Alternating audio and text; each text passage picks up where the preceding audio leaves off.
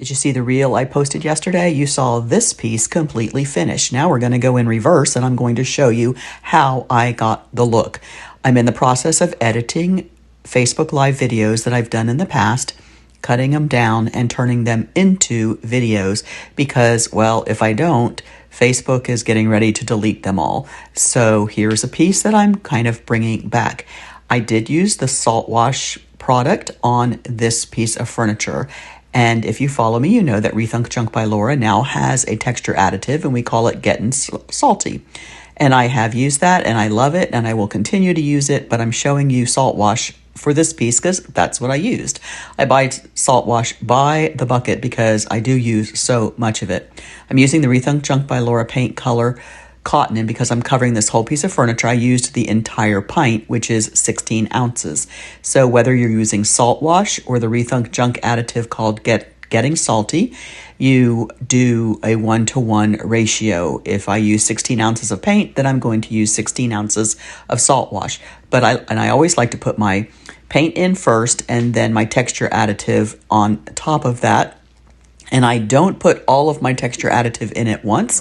I like to add my dry ingredients in slowly, kind of like the same thing when you're, like you're baking a cake. And I put my wet in first so that it doesn't stay clumpy in the container. I stir it up and I get it to a consistency of a thick cake batter. I don't want it dripping off of my stir stick.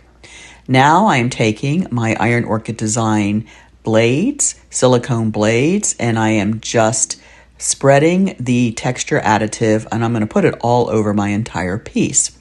I want it to be smooth. When you use a texture additive, you can use it to create any kind of texture you want.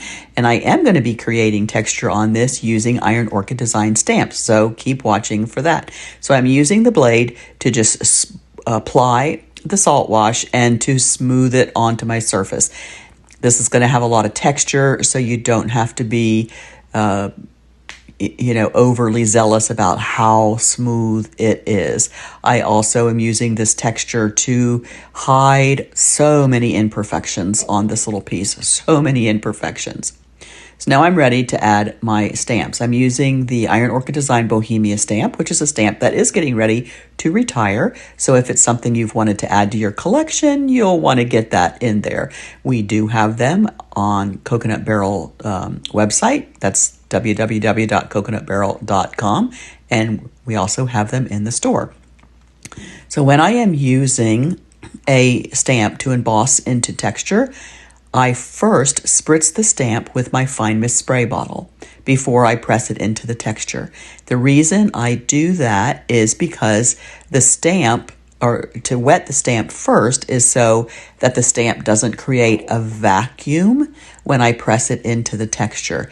If I just did it without any water on there, it would kind of suction onto that texture, and when I took the stamp off, it would pull the texture off with it. So either spritz it with some water, or I could also just dust the stamp with a little more salt wash, kind of like flouring your pan so the cake doesn't stick. Same sort of principle. So now I'm going to go all over the top with this piece of the Bohemia stamp. And if my stamp isn't giving me a good imprint, like look here, see, I didn't spritz it well. Plus, I probably didn't have enough salt wash, so I'm putting some more on there. Spritz it with that water and then press it down. So if something like that happens, don't panic. Just go back and add some more salt wash to your area.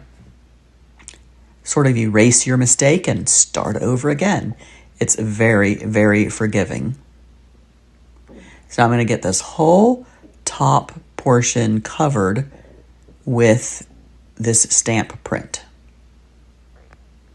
Once I have the top done, I am going to use a different piece of this stamp, and you can see just below that top, this was a little waterfall side dresser, side table, and just below the waterfall part of it is a front drawer, and I am going to use a different stamp element for the drawer. I'm using my little chip brush to fill in little gaps where I pulled up some salt wash and just to get it all just right. There we go. Now you can see how that looks. So now let's work on the front drawer front, and I'm going to be using the different piece, and I'm going to do the same thing. I am going to spritz it with water first, and then I am going to press it into the salt wash to emboss the stamp into the salt wash. If you've never tried this technique before, it is so fun. I love to use it on furniture. See, I need a little more salt wash there. It just wasn't thick enough, too thin. I like to do it on furniture. I like to use texture additive on canvases, and I emboss the stamp into the canvases. You can do it on bottles and vases, any surfaces. It works really well, and it's a fun way to use your stamps.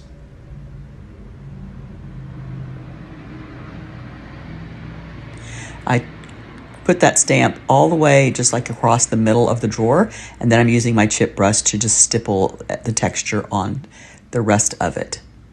I'm going to stipple the texture in on the edges of this piece, and then you can see how I'm going to use the silicone blade, and I am going to cover the rest of this piece entirely with the texture additive. I will let this dry overnight, and then the next video that you see, I will be showing you how I used Wreath Unk Junk by Laura paint colors to blend the colors onto this piece. It's really quite lovely. So the drawer front, and then below the drawer is a little door that opens, and both of those had handles on them, and I wanted to keep that original hardware, but it was in kind of bad shape, so I actually covered the hardware with salt wash as well. Again, if you've never tried that, you should, because it is a great way to keep your original hardware, keep your hardware, but give it a very different and unique look. So here I go. I am stippling the salt wash onto the hardware. See, so now I don't have to worry about cleaning it and getting all that tarnish off, because there's a lot of layers on there. So I'm just going to cover it with salt wash, and I can still keep the same beauty of that hardware, but I can make it look very unique. So on my very, very flat surfaces, I'm using the blade to apply the texture additive because I want it to have a little more of a smooth surface to it. But on those edges and the trim, I'm using my chip brush, and I'm stippling the salt wash additive onto it. I just used my paint stick to get some on there, and then I'm using my Iron Orchid Design silicone blade to spread it all around and making sure that all the areas are covered. Sometimes on the blade and the salt wash has little like pebbly parts that leave this looks like little scratch marks, so you just kind of have to pick those off and keep going. I always use gloves when I'm using salt wash because I just don't like how it feels on my hands when it dries.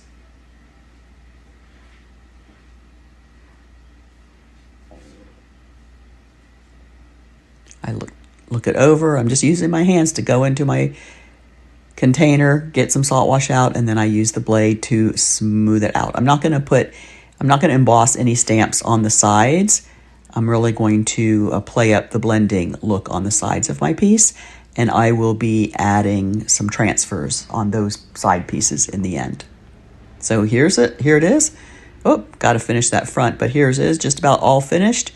And it is covered with a salt wash, so I just let that dry overnight. I like to do a salt wash piece like at the end of the day so I can walk away from it and not mess with it. Just let it dry overnight.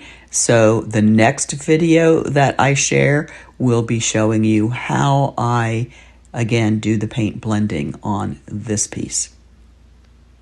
So using a texture additive for those pieces of furniture that are in really bad shape is such an easy fix, and you'll see how beautiful it is.